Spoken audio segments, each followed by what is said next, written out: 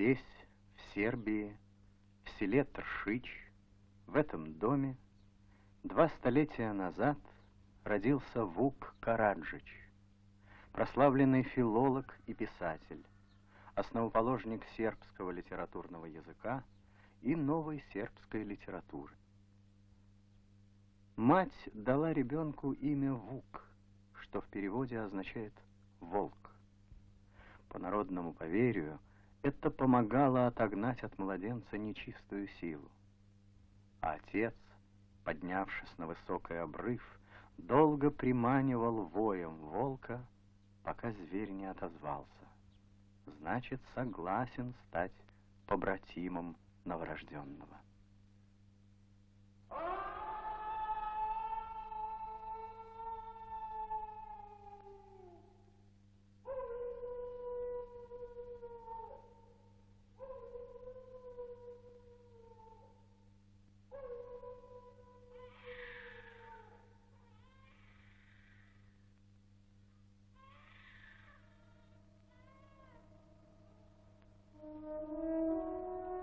Великие люди становятся понятнее на расстоянии.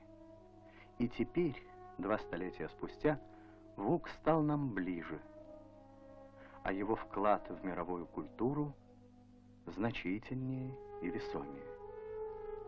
Вук появился на свет в добрый час, золотой век европейской культуры. Его современниками были Гегель и Гёте, Бетховен и Шопен, Пушкин и Мицкевич, Гоголь и Байрон, Лист, Лермонтов, Петефи, Негош. Вуку было предначертано вынести из темных закоулков порабощенной Сербии и подарить миру жемчужины ее культуры.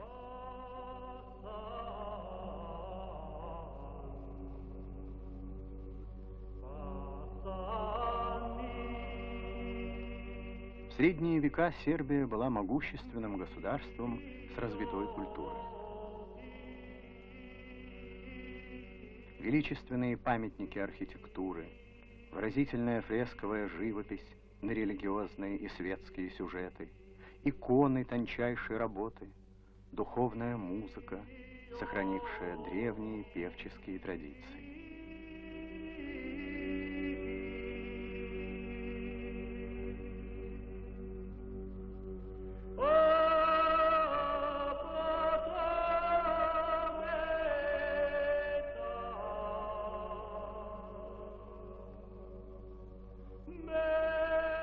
Книги, искусство письма и книжные миниатюры, резьба по камню, обработка драгоценных металлов, ткачество, вышивка, развитие науки, медицины, философии, дворцовые этикеты, рыцарство. А в основе всего тяжелый и упорный труд кметов, сербских крестьян, слуг, солдат, ремесленников. Но вот во второй половине XIV века на Балканы вторгаются турки. В то время как другие европейские народы вступили в эпоху Ренессанса, на средневековую Сербию и некогда богатую и сильную Византию обрушилась волна османских завоевателей. Гордый и свободолюбивый сербский народ пытался дать отпор поработителям. Одним из памятных сражений стала битва на Косовом поле.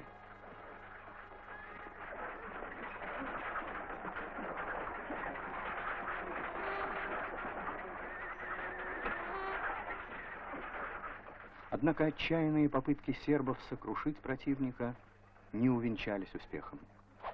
Большая часть Балкан на несколько столетий оказалась под тягостным и мучительным гнетом завоевателей.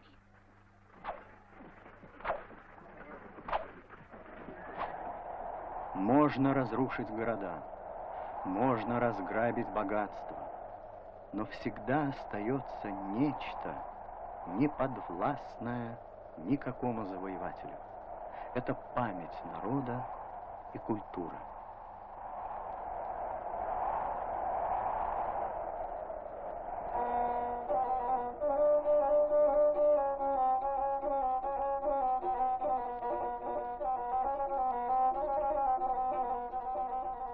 Ej Bože mili, čuda velikoga, kad se čaše po zemlji Srbiji. Эта песня связана с событиями первого сербского восстания. Боже милый, вот какое чудо! Как задумали вдруг в земле сербской сменить все, исправить, и других себе судей поставить. Тем раздором все князы не рады, и не рады насильники турки. Рада лишь горемычная рая, что не может вздохнуть от поборов и терпеть угнетение турок. Рады также угодники Божьи, ибо кровь на земле проступила.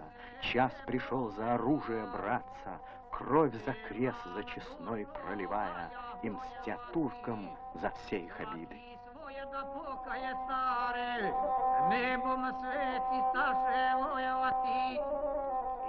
Угнетенный народ, он запоминал, впитывал в плоть и кровь слова песен, легенд, создавая новые.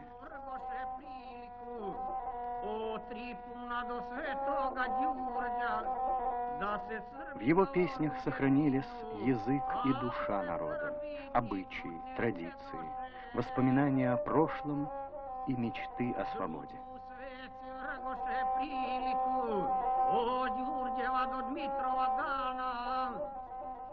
Da se Srbi na oružje dižu, al se Srbi dignut ne smjedoše.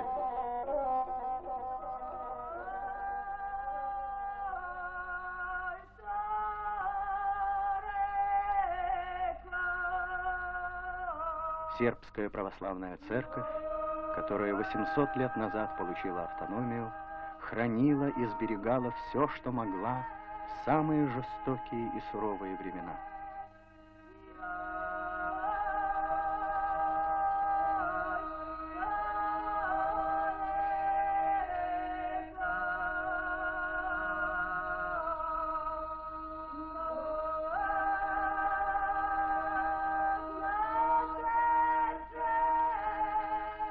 Но это были немые, молчаливые памятники истории.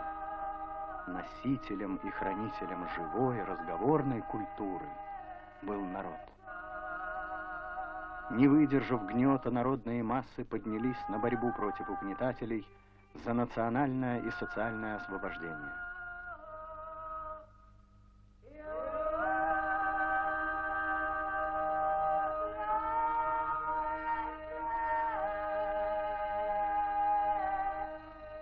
Сербское восстание вспыхнуло в начале XIX века и вскоре переросло в национальную революцию. Много лет шла упорная борьба за свободу. В рядах восставших был и юноша из села Тршич Вук Стефанович.